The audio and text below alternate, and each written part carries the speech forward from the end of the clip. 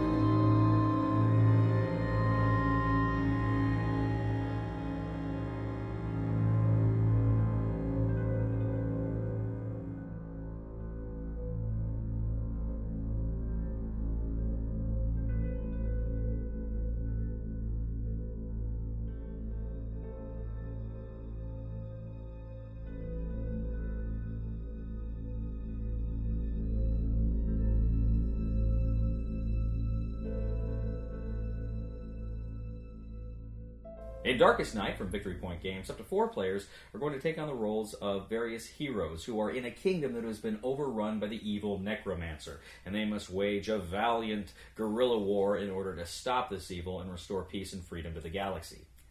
Kingdom. There's also an option for one player to play the evil Necromancer himself, bringing the player count up to 5. The game board is a map of the kingdom, and you have various locations. The center is the village. You have the monastery, which is players are going to start, and it's also a holy place where the necromancer can't go. You also have places like the forests, the swamps, the ruins, the castle, the mountains. All of these places are areas where players could go and attempt to search and fight monsters. There are dozens of different heroes you can choose from. This, of course, is the second edition of this game, which takes all of the original heroes from the base game and the expansions, and I think there's even some new ones in here as well. It adds them up, and you've got a ton of different choices for what kind of heroes you want to play.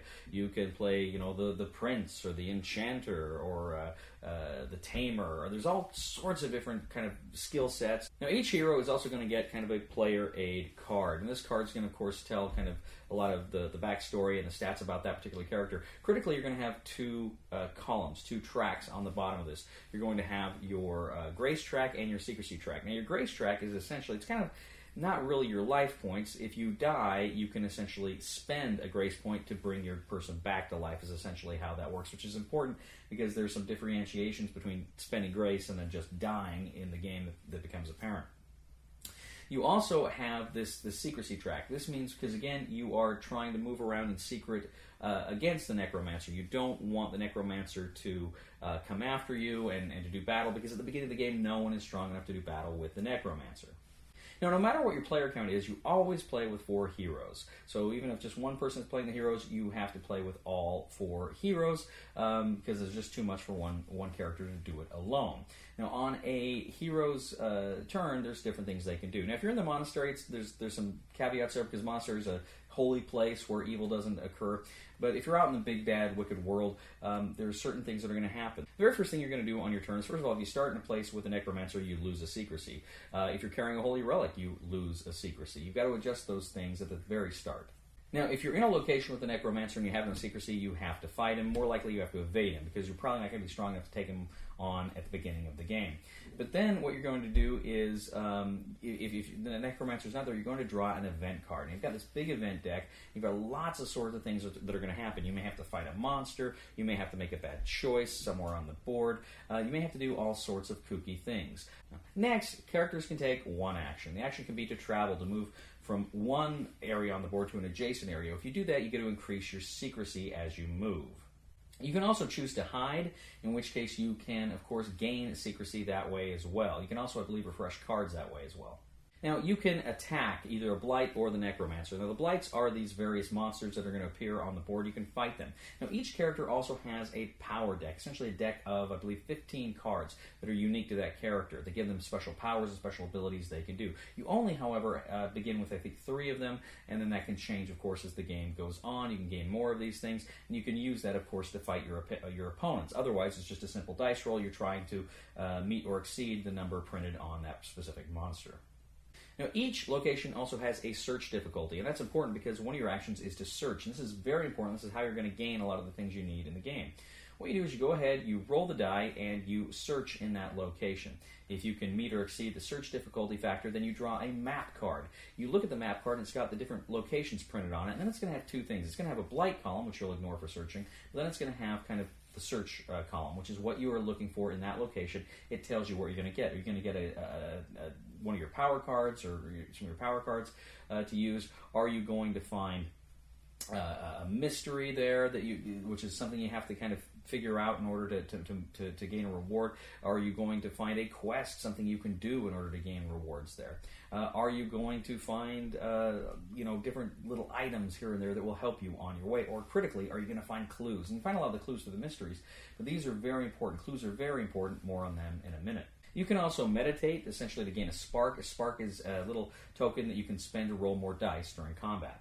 Some of your cards will also have actions printed on them. You can take one of your card actions for your action that turn. Also critically, as I say, if you have gained more clues, if you've gained 10 or more clues, you can spend 10 clues in order to gain a holy relic. Now, many of the spaces on the board have holy relics there. If you can spend 10 clues, you can grab a holy relic. Now, this is very important because it's going to help you if you have to defeat the Necromancer. Now, you can also pray. If you're in the monastery, you can pray. You roll 2 die. If you get, I think, a 3 or better on either of them, you can go up that number for all your successes. You can go up that number of grace points up to your default, what you started with. Now, after all of the players have gone, then it is time for the Necromancer to go and spread his evil throughout the kingdom. Now, the first thing that's going to happen is when the Necromancer goes, you're going to increase darkness. And there's a track along the bottom of the board that keeps track of the clues that the players gain, but it also keeps track of the darkness. When you hit certain darkness levels, you have to draw a darkness card. These are kind of horrible, bad, mean, icky things that are going to happen to the players as the game goes on. So you don't want those things, but they are part of the game. They're going to come up and they're going to screw you over.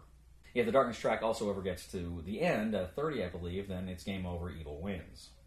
If you have any quest markers on the board, these things are time sensitive. You place a time marker on it to show that it is nearly up, it's nearly done, and the quest will disappear.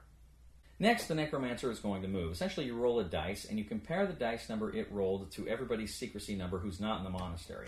You look at their secrecy number, and if ever what it rolled, or their secrecy is below what it rolled, then he's going to be attracted to them. He's going to move toward them. If, however, there's no one's secrecy is triggered, then there's a little dice icons throughout the board that show on what dice rolls where the Necromancer is going to move. You're going to move into that location. Now, once you move into that location, once again, you draw a map card, and this time you look at the blight column. And whatever location he is in, you drop that specific kind of blight there on the board. Like I said, these blights are pretty bad. You've got monsters. You've got things like mummies or vampires or zombies, these sorts of things that can come after you. But you've also got webs, which make it harder to move. You've got crows, which, of course, spy on you and reduce your secrecy. You've got all sorts of nasty surprises that can come up with these blights that you want to take out. There's some that affect not just the space they're in, but the entire board. For instance, one makes it so that you can't... your search difficulty is increased throughout the board. Others, of course, are just local to that area. Like the Omen makes you draw 2 event cards instead of just 1 event card, and you got to pick the worst one. So there's all sorts of things like that occur around the board. So you're going around and around the board trying to fight evil and trying to gain these relics through the clues. And, of course, the Necromancer is trying to find you. He's setting these blights and these traps everywhere to try to trap you and take you down. So you've got to try to avoid it, but you got to get done what you got to get done. Now, the Necromancer will win in one of 2 ways. Again, if ever the track gets all the way to 30, he wins. He will also win if he can overrun good. Now, the only good on the board is at the monastery. So if ever any one location, the village, the forest, the castle, whatever, if any one of those locations ever gets 4 blights, and then he has to add another blight to that location. The blight does not go there. The blight goes to the monastery. If ever the monastery gets 4 blights, evil wins. The game is over. Now, if heroes die during the game, it's not a big deal. They can just kind of come back into the game as another character. So there's not really player elimination like that. And they can win in a couple of ways. First of all, if you can fight and defeat the Necromancer, you can win. But the thing of it is, you have to hit a 7 in order to defeat him. But there's only 6-sided die. So what you have to do is get a Holy Relic. If you get a Holy Relic, it kind of increases your ability with your die rolls so that maybe you could hit that 7, right? But critically, another way you can win the game is if you can ever get 3 of the relics in the monastery at the same time. A ritual is enacted, which then banishes evil from the land, banishes the Necromancer from the land. So there's a couple of ways you can win here. There's a couple of ways evil can win here. But hopefully, you and your friends will defeat the Necromancer and win Darkest Night. So Darkest Night from Victory Point Games, the original, the first edition, was, as I recall, the very first game I played from Victory Point Games. And I enjoyed it a bit, quite a bit. I liked it. It was kind of like a horror fantasy version of Pandemic. And I liked it. But I remember even as I played it, it was a little wonky. There were some rules I didn't get. The rule book wasn't the best laid out, and it was a thing where you're constantly trying to figure things out, and there's, okay, wait, what's this? And it was fun, and I enjoyed it despite that. I was playing this kind of as I was emerging into my wider love of the world of board games, and this was one of the very first cooperative games I played, and I really quite enjoyed it for what it was, despite a lot of those problems. Now, when they announced they were coming out with Darkest Night second edition, I was really super excited. And the more I saw of the production values and stuff, I was really excited. So I got this box, opened it, and it is a great production. Artwork on this thing is beautiful. You've got the Necromancer comes as a mini. You've got cardboard standees for all the other characters, and you can, I believe, with the Kickstarter, you could have gotten the whole box of minis, and then I think there's an option to buy the minis as well. So there are a lot of options there for the game, but it's a beautiful production. Card quality is good. Board looks great. You've got the big board that folds out in 2 halves, or you can just fold it so just one half is the board. It's a smaller board. It's kind of, I guess, an homage to the original game, which had kind of a smaller board. And I do kind of miss the puzzle board from the first edition. I always really enjoyed playing on those puzzle boards. But it's a brilliant production. This game looks beautiful, and I was so excited to see Victory Point put out a game that, looks this good.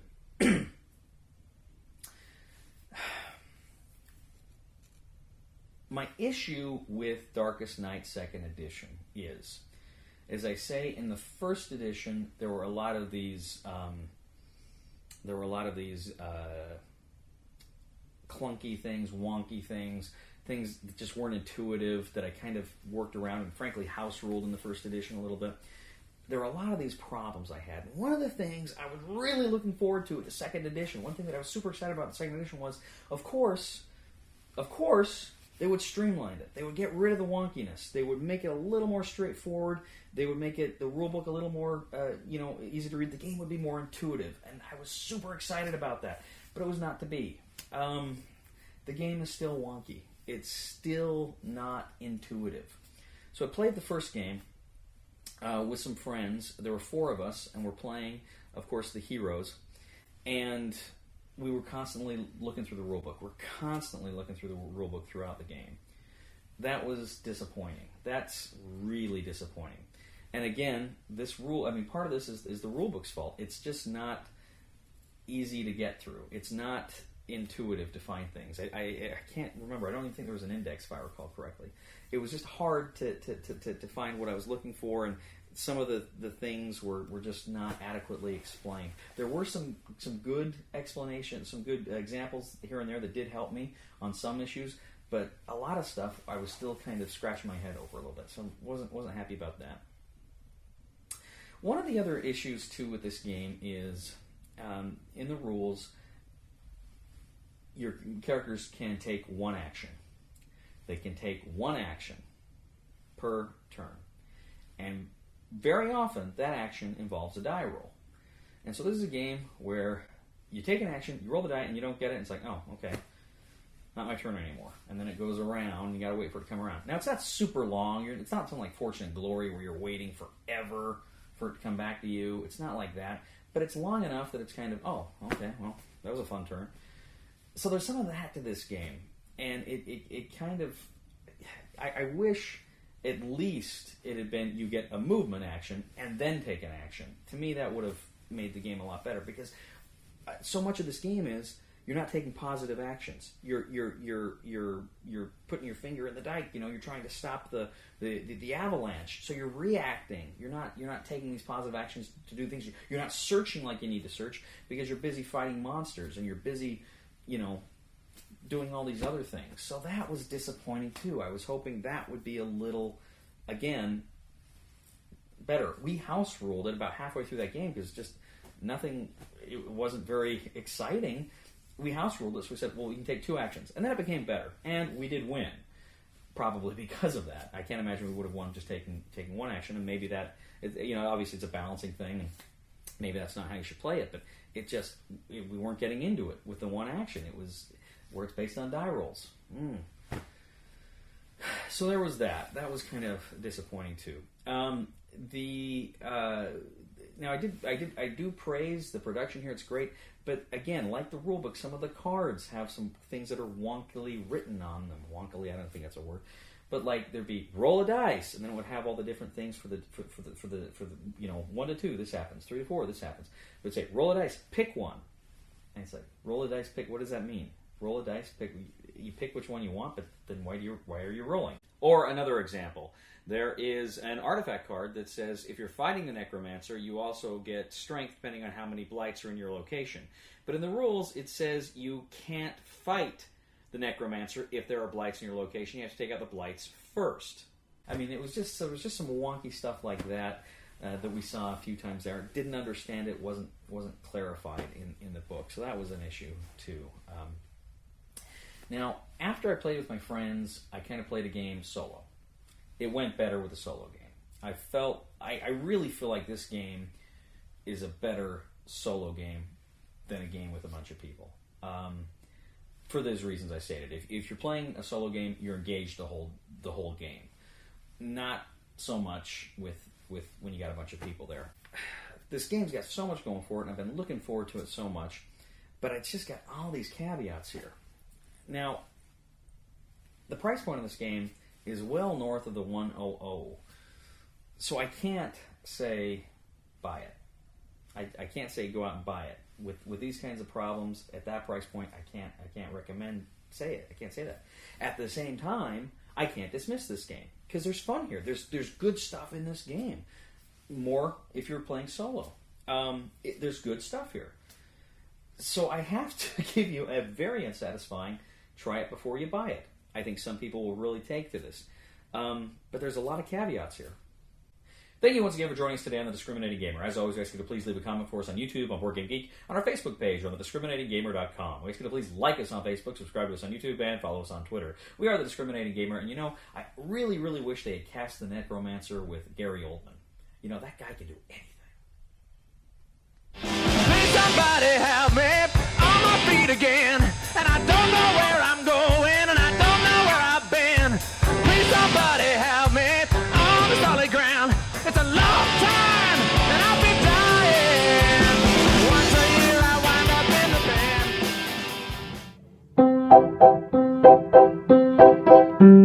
band. Cromwell said to King, man, it's a funny thing. We don't like how you've led, so we gotta take your head. I've always been a gentleman, you see, but what must be, must be. It's a cruel necessity. The king said in reply, man, I don't wanna die. Cromwell shrugged and said, well, I'd rather you were dead. I've always been a gentleman, you see, but what must be, must be. It's a cruel necessity. Oh, we are all supermen sitting in Parliament chanting for King Charles' head. If it were up to me, you'd still be dead, you see. From you we long to be free. It's a cruel necessity.